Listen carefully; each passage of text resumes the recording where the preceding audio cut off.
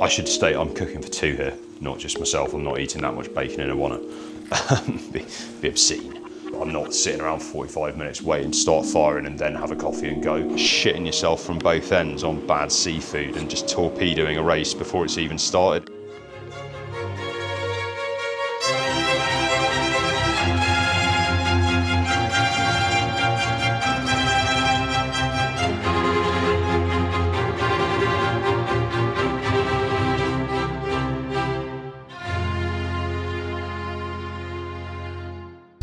I think the one thing, or one of the things certainly that I get asked about most is like, what do you eat as an elite athlete? I think there is an assumption that food is this like massive thing that's mega complicated and that like every pro athlete out there has their own private chefs and blah blah blah. The reality in most instances is that is not the case. I do not have any money, certainly not to employ a private chef or any of that nonsense.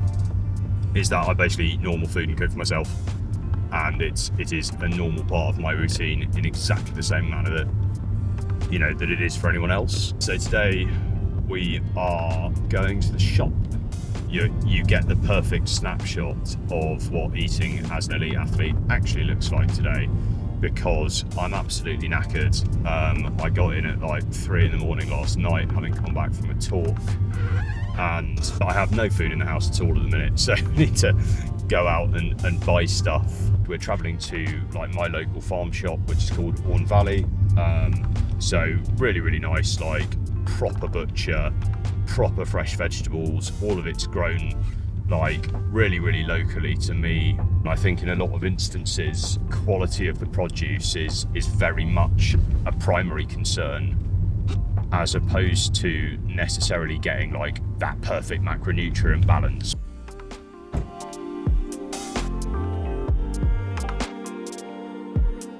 When you eat boringly as I do, oh yeah, you need a few accoutrements. These. Can I just get like, in fact, one of those little blocks that you've got pre-cut off? Yeah, the top. Perfect. Yeah, I think so. It's about 100 grams. Let's have a look. But Just on under. On the nose, that'll do.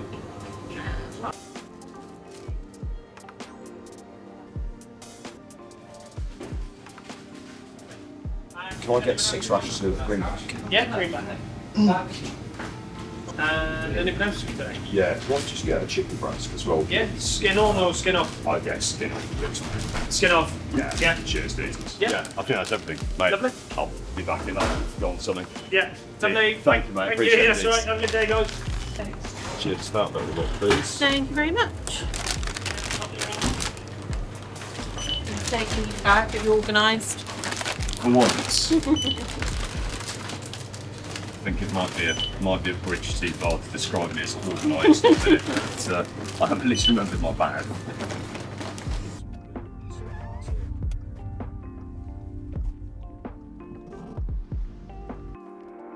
This is literally like pretty much why of a day. Like super simple. The main thing for me when I'm in like a busy period, like training day, is that everything's got to be hassle-free food. Hence the like pot of porridge, like super easy. So breakfast, first thing in the morning, I'll have a pot of porridge. I'll put some blueberries in the top of that. Typically, like I will start my day with 2 or 3 cups of coffee. It just gets you up and gets you going, basically. Like I know that people are saying, oh, you're not meant to drink coffee until 45 minutes after you've woken up. It's like, yeah, I'm really sorry, but I'm not sitting around for 45 minutes waiting to start firing and then have a coffee and go. Have a brew, like it wakes you up. It's as simple as that.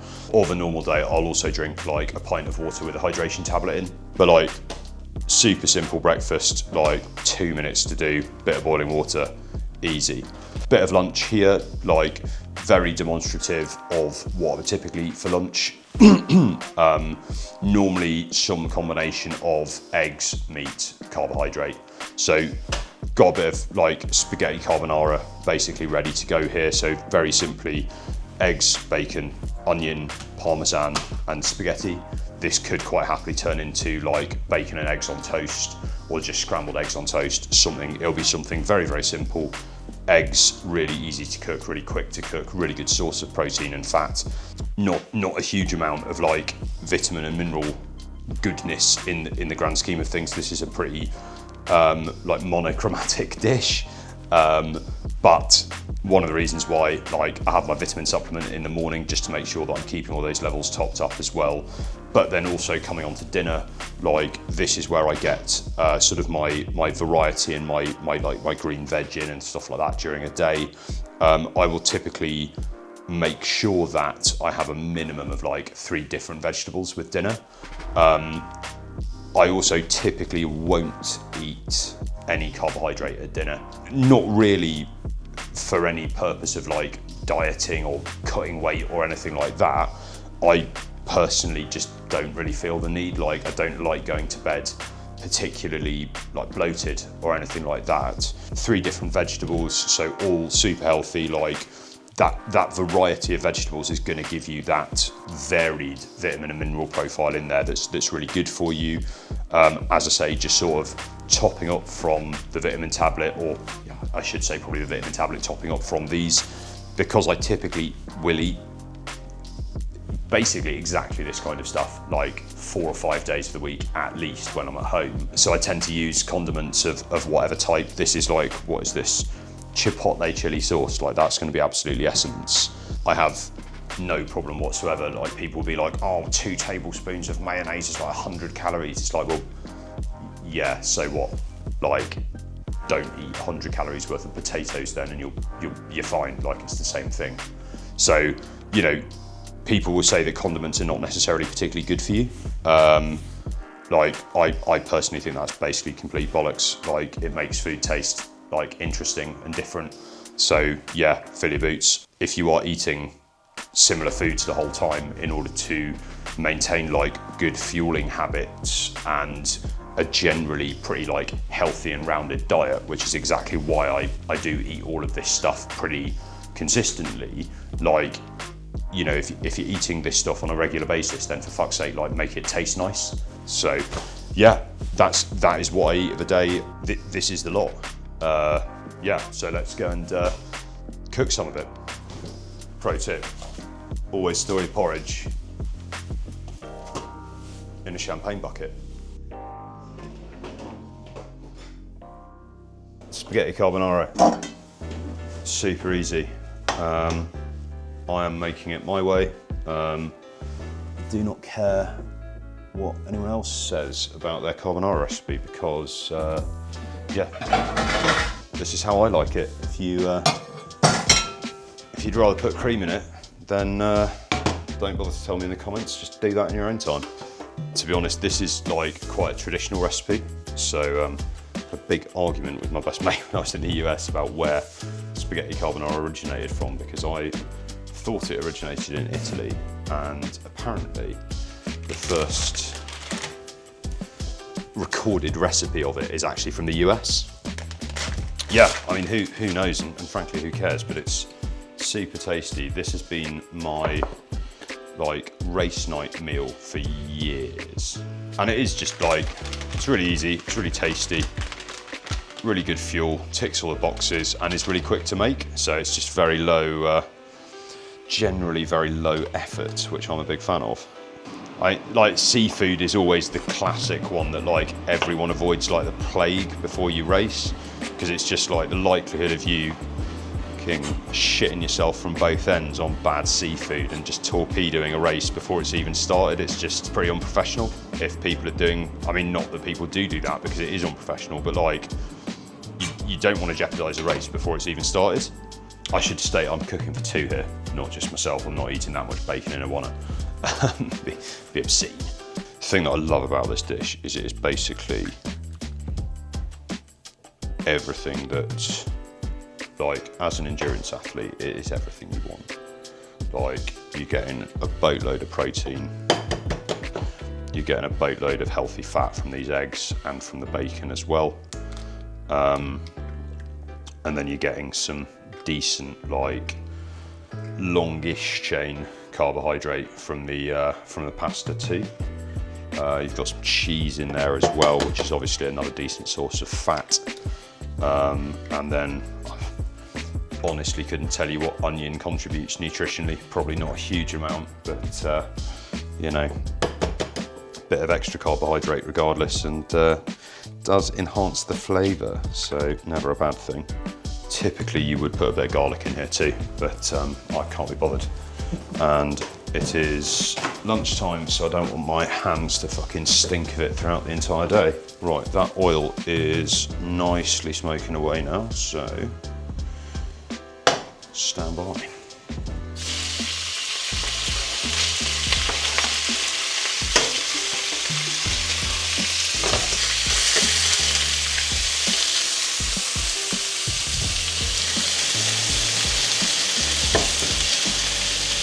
My personal attitude to like weighing food and counting macros and all of that sort of stuff is life is too short. Particularly for people who do work hard and those who train hard and stuff, like mealtime is a nice time. Like, even if it's not necessarily like a sociable event for someone like myself who lives on their own, etc., it's still a nice quiet time to like not do anything else and just switch off a little bit. Like, I find myself, you know, I will work under most circumstances, and when I'm not working, I'm training. Well, same thing for me. But, you know, I think mealtime, just having 10 or 20 minutes to sit down and eat and not do anything is a nice thing. And the cooking process, to an extent, I think is an extension of that. I think for a lot of reasons, like, food should be something that one derives at least a bit of pleasure from, even if you're eating quite procedurally, like I tend to do. You know, there are still non-fueling related benefits to be had from eating, and I think that if you reduce it to like maths, and you're just like super rigid in terms of counting your calories, etc., I think it kind of sucks any fun out of it. So no, by and large, I don't give a fuck what I eat in relation to my training loads. Like, I eat the amount I need to be not hungry. If you're not going to count calories and do it like precisely, I kind of think there's no point in doing it. Like, don't worry about it. As a grown-up adult who, to be fair, whose job it is to do this kind of thing and to make sure that you're not, you know, putting on stupid amounts of weight, etc. It's not even discipline. It's just have the appreciation of the fact that if you're on a rest week, you're not doing the same training load, and therefore you're not going to be as hungry. Like, it's as simple as that. Back to the carbonara. Onions are in, bacon's cooking off, so the onions are just sweating off a little bit. They'll go translucent, which means that they're actually cooked. So you're not getting that like super strong taste of like raw onion, which is always pretty unpleasant, particularly for anyone that actually wants to talk to you. This is basically egg fried rice, but with pasta instead.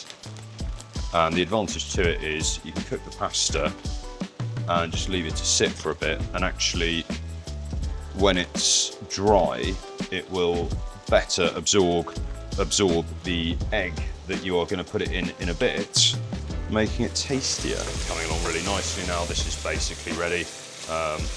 Personally, I like my bacon and my onions to be like a little bit charred. I find it to be a nice, like, gives you a bit more smoky flavour. Lovely stuff. That'll do. Fresh pasta, so it takes about 30 seconds to cook, which is ideal.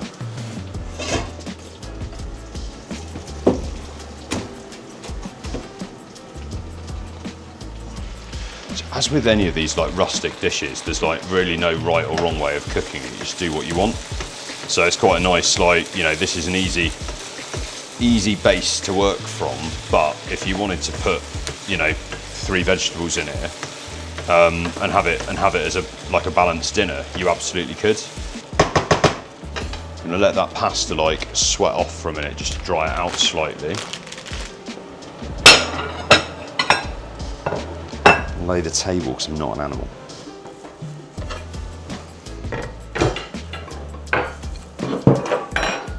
But yeah, so that pasta, you can see how much steam's coming off that.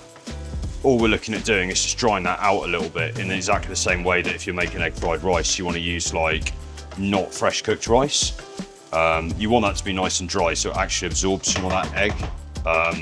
Otherwise, if the pasta doesn't absorb the egg, it basically just scrambles, which sort of, don't get me wrong, still perfectly edible. So, final steps. I'm going to turn the heat down a little bit so the egg doesn't just scramble on contact. Yeah, so some people will put cream in with the egg mixture, and like, I mean, that is all right. Look, it doesn't really make a lot of difference. I think people do it because they want that slightly sort of more of an obvious sauce to it.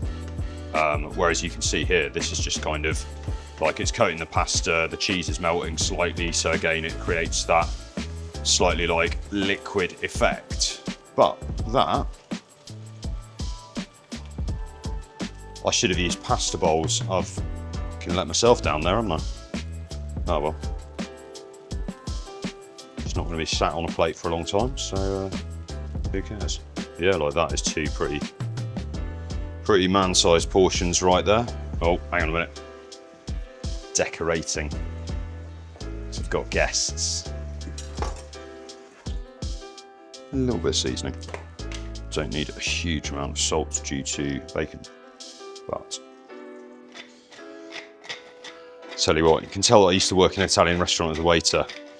That is some red hot amateur grinding action right there.